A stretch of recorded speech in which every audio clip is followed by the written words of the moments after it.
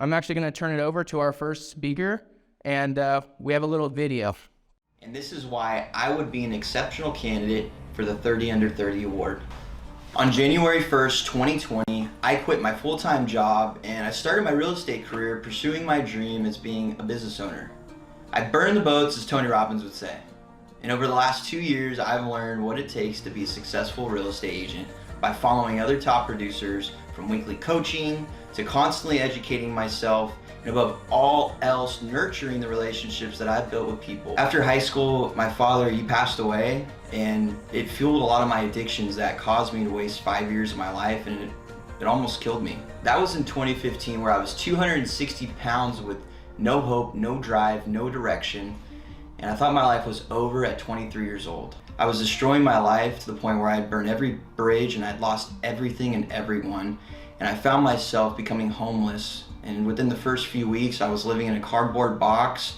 I found trash bags that I made a homeless camp out of on the side of the freeway, and I would hold a sign on the corner just to get enough money for food and money to fuel my addictions. I had a life-changing moment where a man helped me get on my feet and showed me the path of recovery. And I give back freely to these people who are all part of the community, because I truly believe that by doing this, it's a direct result of how I get blessing after blessing in my life. And most of my business is all referral based, which comes from all these relationships that I've built with these people. Because real estate allows me to give back while at the same time allowing me to pursue my passion at creating a successful real estate team. My story is one of struggle, hard work, and fighting the battle we all do, which is the battle on the inside. Which is why I would be a great candidate to be awarded a spot in the 30 Under 30. My name is Darrin DeSilva, and I hope I can inspire someone with my story so that they know that anything is possible and you're never out of time.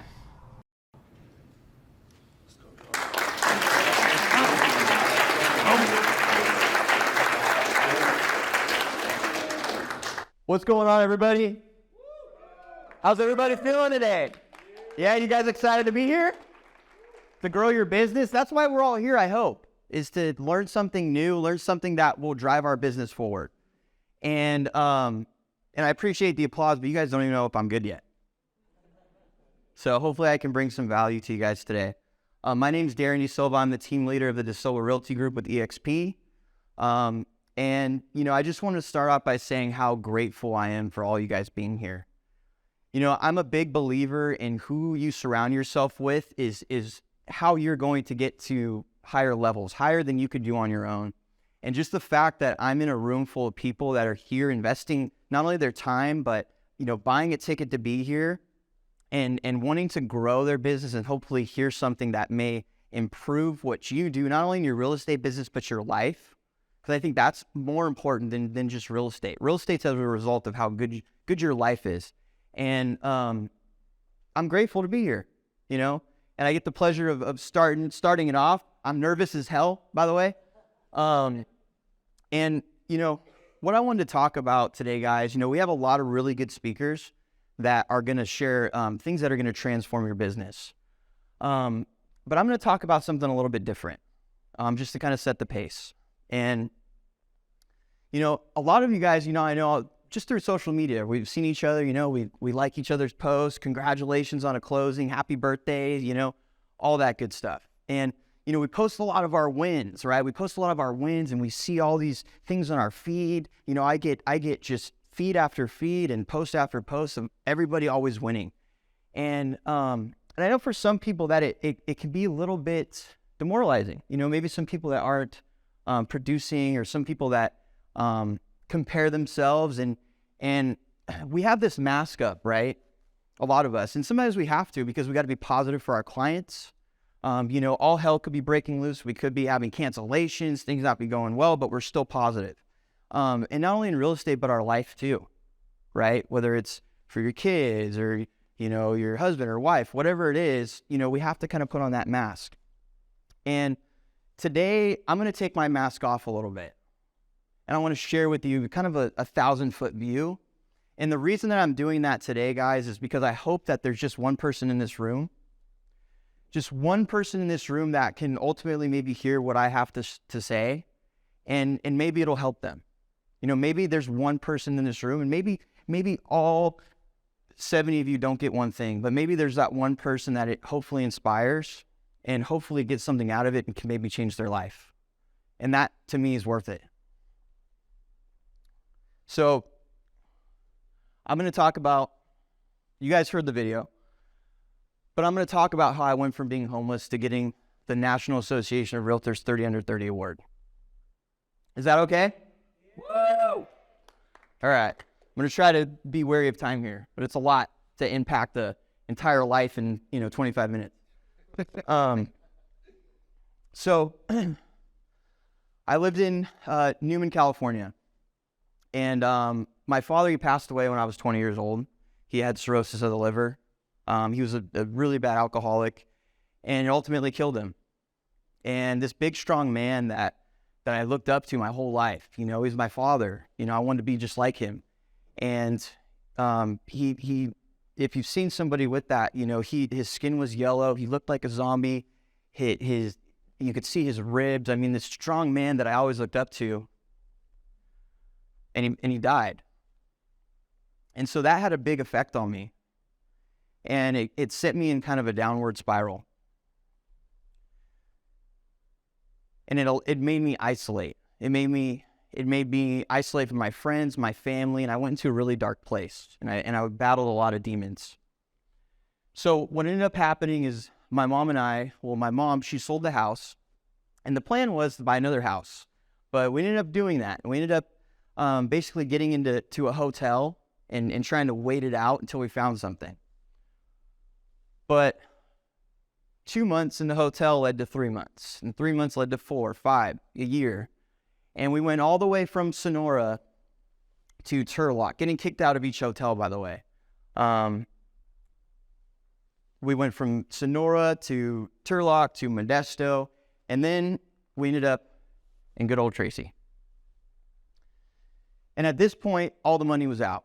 We had spent all the money on extracurricular activities and a lot of other things. And so we pretty much were living off my mom's SSI checks. I was.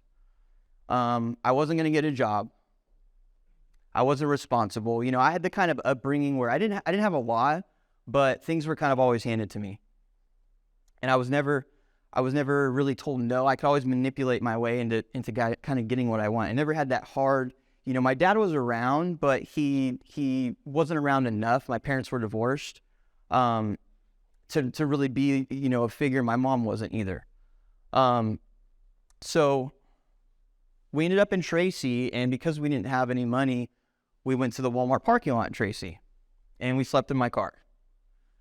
And we stayed there for about a month. My mom would go into Walmart, and she would take little makeups and things like that, put them in her purse, and then she would come back out, and I would go in and return them, and that's how we would get money. And that was a nice little scheme we had, and it worked. And in order to eat and just continue on, get a little bit of gas, we would also, that's what we would do. And we would kind of shift from there to the Costco parking lot, and I would go into Costco. I had a Costco card. It wasn't valid for 5 years, but you can go to the food court and still buy food, which was great. You can go into Costco and get a full-blown meal for $2.50, right? So that's kind of what we did. And so my mom's SSI check came in, and we were able to get into a hotel, which was the good old Tracy Motel 6. And we stayed there, and within about 2 days of staying there, I had gotten a title loan against my car, my paid-off car. And being the responsible person I was with a job and everything like that, I made those payments. Not really. And so it had been, I think, 6 months before I made a payment. And so 2 days in, I hear a car alarm going off. That's not my car, by the way. I hear my car alarm going off, and a tow truck has it, and they're driving away with my car. And I'm like, shit, I'm stuck in Tracy. And that's pretty much how I ended up in Tracy, is I got stuck there. But it was the best thing that ever happened to me, because I wouldn't have the life I do today unless that happened. And so we stayed at Motel 6, and eventually we ended up getting kicked out of that hotel. Just like, we'd had a good track record of that. And that ultimately led us to being officially homeless. She didn't have money. She had spent all her SSI for the month. We still had about 2-3 weeks until that came in again where we could get a hotel. And we were homeless, so we had to find shelter. So we walked behind CVS in Tracy, which is across from In-N-Out Burger, if you guys are familiar with Tracy. And we found a little spot where they have the depot, and they have the shipments going, and we stayed there. And after a couple days sleeping there, my mom left, and she said, hey, I'm going to go to the doctors and get a prescription. And I was like, great, you couldn't go sooner. And she didn't come back. And so 24 hours go by, and I'm freaking out. I'm thinking the worst. And I don't have a phone. I only have everything on the clothes on my back and a backpack. And I don't know what to do. I'm thinking the worst. And so I go to the only payphone in existence at the time, I think. And it was on the corner of Arco across from McDonald's. And I dial collect. She doesn't pick up. Keep dialing collect. Nobody picks up. So then I call my grandparents, and they pick up. And my grandparents told me, your mom doesn't want anything to do with you. She deliberately left. We're not going to help you. You've burned every bridge. You've burned us. We've helped you so many times, and you've let us down, and we're done. Go to Salvation Army or something. And so at that point, I had to just accept that nobody was going to help me out of this one. My whole life, people were like, I was able to find a way out, and this was the one time where I was just cut off, which was ultimately the best thing that happened to me. And I was walking, and I remember walking back over behind CVS. It was just cold at the time. It was raining. I had the flu. I was just, I was really going through a hard time in my head. And I walked back, and I have to find shelter. So I found a box, by the way. It was a big box.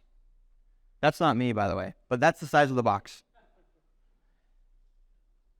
And I slept in it. And I cut a little hole so I could see if people were coming and sneaking up on me. But that's where I lived, and I stayed in there. Not for very long, like a week or two. Boxes don't have a very good foundation, so it doesn't last very long. But ultimately, I was at a point of just no hope. I'm laying there, and I remember after about 24 hours, I was getting real thirsty and real hungry, and I didn't have money. I didn't know where to go. I didn't have a phone. I didn't have anything.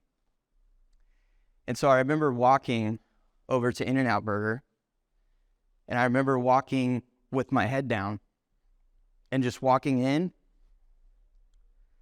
thinking that I'm going to get kicked out. They're going to see me. They're going to see, this smelly guy, this homeless dude. And I come walking in, and people are looking at me, at least so I thought in my head, it was very insecure. And I walked straight to the bathroom. I stuck my head under the sink, and I drank water because I needed to drink water. I didn't have money. I didn't know where else to go. And I remember walking out of that bathroom, and the freeway's right there. And I remembered for just a second, would it be easier to just end things right now and, walk on the freeway? Let a semi hit me? Would it be easier to just say, fuck it? Luckily I didn't, because I'm here today, right? But I just remember that point I was at, and that desperation. I was literally at 22 years old thinking my life was over, that I had spent my life, that I didn't have anything to look forward to. I forgot what the next slide is. Okay. And so I'm walking,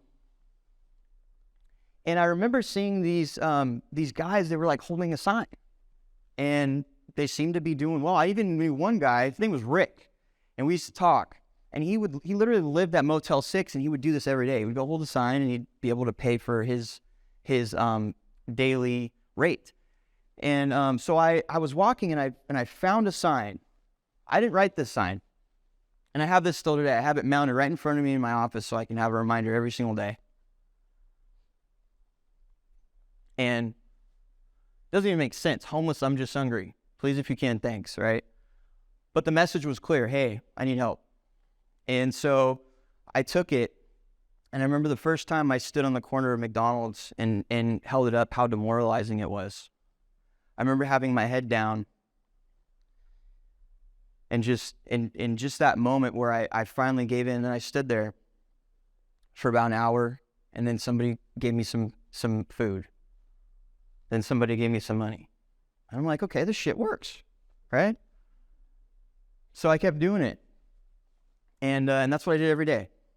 Did it every day. And till eventually I was able to kind of move up the ladder, and I found I was walking on the side of the road where you guys saw that video. They cut a lot of the vegetation down, but I came across a homeless camp. This is where I live. And I was like, man, I had arrived. It was like this igloo with like trash bags. It was rainproof. I don't know who made it, but they weren't there. And so I went in. It had like a door, like, it had 2 mattresses. I was like, okay, things are looking up. So I stayed there for a few months, and that was where I lived. And till one day, I'm walking and I'm on the corner and I'm holding a sign. And then I get done and I'm on my way to the liquor store, right? I got to be happy somehow, right? Alcohol is a great way to just be happy when shit's not going good. And a man stops me. And he calls me over and he just starts talking to me. And it was in the Burger King parking lot of Tracy. If you guys are kind of familiar, that was my area right there. Everything I kind of talked about.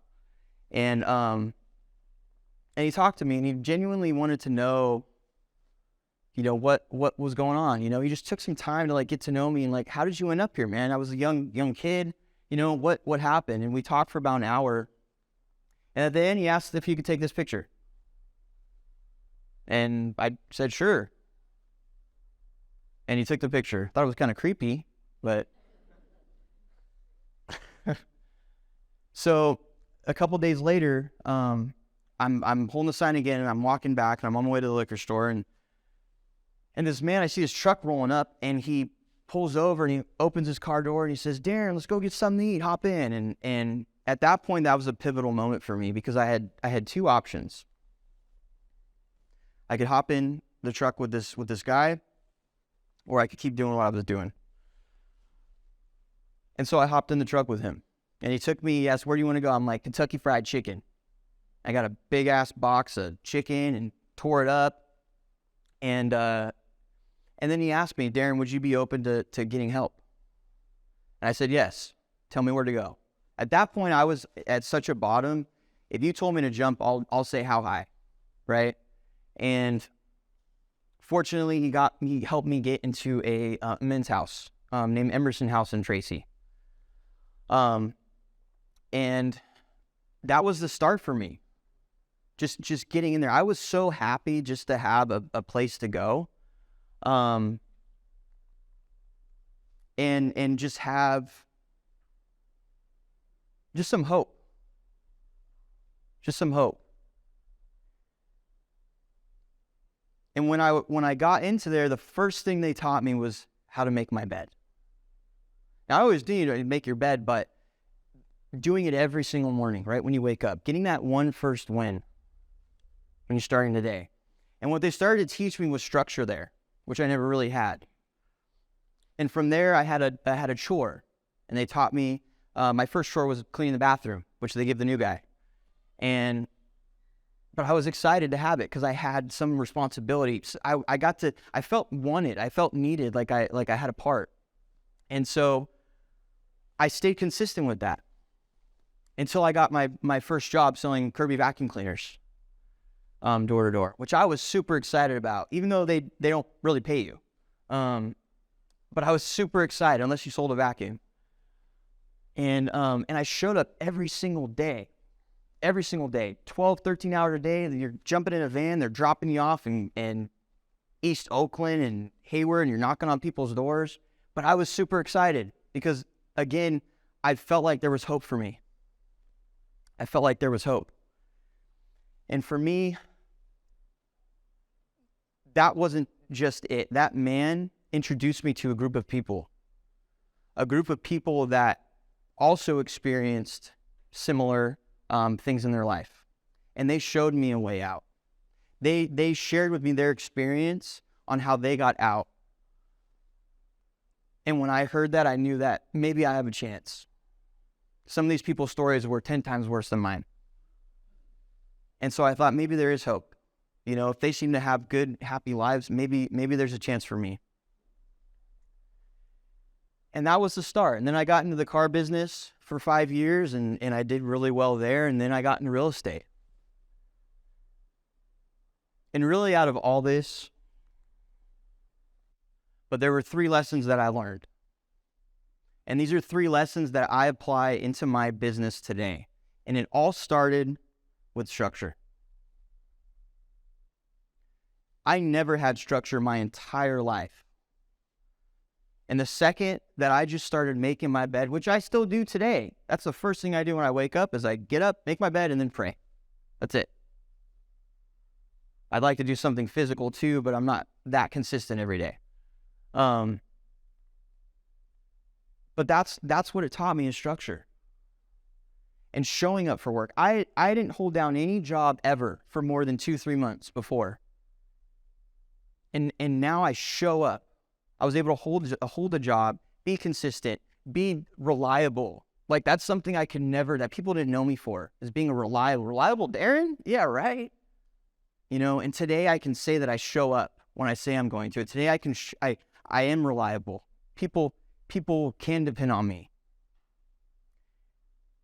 And the structure I have in my business today starts with my morning. And it leads into, okay, what time am I going to do income producing activities? What time am I going to be making calls? What time am I going to be reaching out to my sphere? What time am I going to be developing my skills every day? How am I going to improve myself?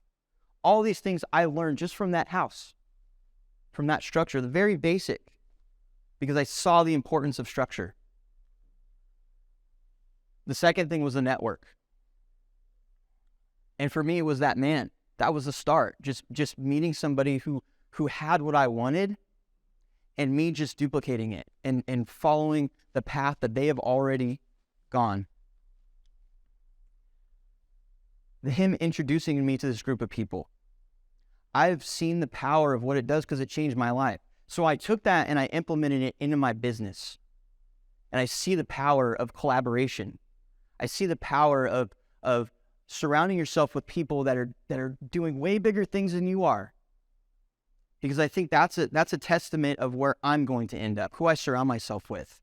And today I can say that I'm invited to meet people like Ryan Serhant in his office.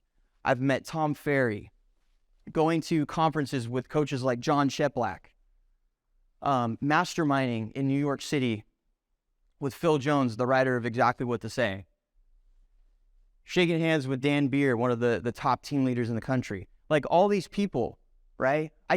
I was in a cardboard box, guys. Like, this stuff for me is a direct result because all I did was follow people. Even this event, right? Getting linked with Jordan here, you know, us introducing, and then that leading into me meeting Adrian and Justin, us sitting at a table, not knowing each other, having lunch, talking about, hey, we want to bring value to people. We want to bring value, and it started with a conversation because of the network. And look at this, now we're here. Like, that's the power of collaboration. And again, for me, I know that because it's changed my life. Not real estate, it's changed my life. And the last thing, and I'll end with this, is helping others, which I think is the most important thing. So this guy, he would tell me all the time, you know, I would thank him for helping me, you know, and we would talk about it, and he would say, you know what, you helped me more than I helped you. I'd say, what? You're crazy, dude. You like saved my life. Like you helped me, you literally like pick me up off the side of the road. And I didn't get it.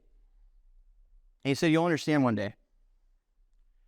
And so one day came, and I started to see what he meant. And what he meant was, when I'm worried about all these little bullshit things in my life, when I'm worried about, oh, this isn't working, this isn't going my way, you know, this deal's canceling, you know, this client sucks, whatever it is, right?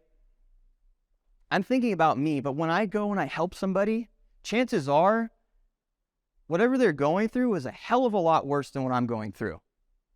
And then it gets me out of myself, and now I'm more focused on helping them. And then I think like, wow, what am I complaining about? I can get through this. And at least I have a client that gets canceled on. Like, at least I have a buyer or seller to talk to. Like, that type of mentality. And I believe that the more people that I help, the more people that I pour into, the better it'll change my life as a result. But if I just focus on me, I'll be back in that box, period. And that's why I truly believe that if you want to keep what you have to be willing to give it away. And I think that for me, if I don't make that a priority in my life, that everything that I have, everything that I've built, because of the people around me and God, it'll all go away and I'll end up right back where I was. So the person standing up in front of you guys today is not a result of me. It's a result of the people that I surround myself with, period. And so with that, you know, I wanted to end with this. You know, I stand up here not because I want to be here, but I put myself out there like this because I hope that there's just one person in this room that got to hear something today. And maybe they're going through something in their life or their business, and maybe they heard something that I have to say, and they realize that, you know what, maybe I can get through this. Maybe I heard that guy share, and you know what, I can push through because he did it. And that's ultimately what my goal is for standing up here today, is hopefully that one person is here, and I hope you guys got a lot of value out of what I had to share today. So thank you.